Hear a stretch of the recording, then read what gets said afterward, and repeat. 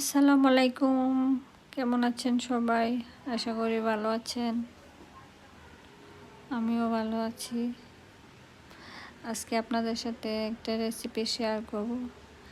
সেই রেসিপিটা সবাই পারেন, তারপর আপনাদেরকে শেয়ার করতে মন চাইলো তাই করলাম।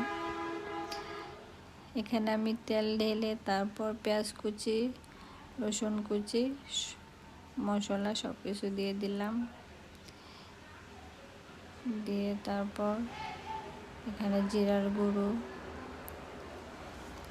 মরিচের গুঁড়ো, হলুদ গুঁড়ো সব কিছুই অ্যাড করলাম। করার পর পানি দিয়ে কষিয়ে নেব।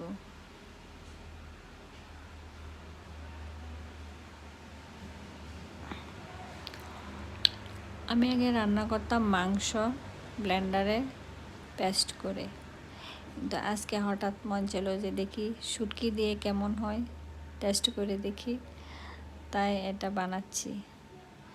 শুটকি সিদ্ধ করে তারপর ব্লেন্ডারে ব্লেন্ড করে নিয়েছি। এটা ভাজি ভাজি করে তারপরে পিঠা বানিয়ে তারপর ভিতরে পুরে তেলে ভেজে নেব। এখানে মশলাটা কষানো হয়ে গেছে, এখন আমি শুটকিটা দিয়ে দেব।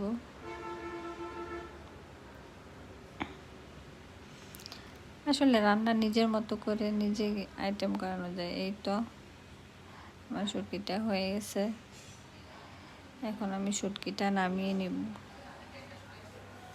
এখানে আমি পিঠা তৈরি করে রেখেছি, এখানেও আমি শুটকিটা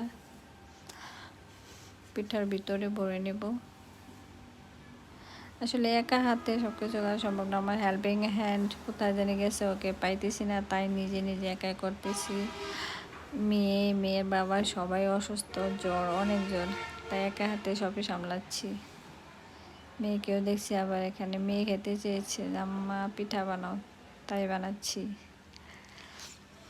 এই তো এখন আমি পিঠাটা ভরে তেলে ভেজে নেব। আসলে পিঠাটা ভাজতে বেশিক্ষণ লাগে না, 5-10 মিনিটে ভাজা হয়ে যায়।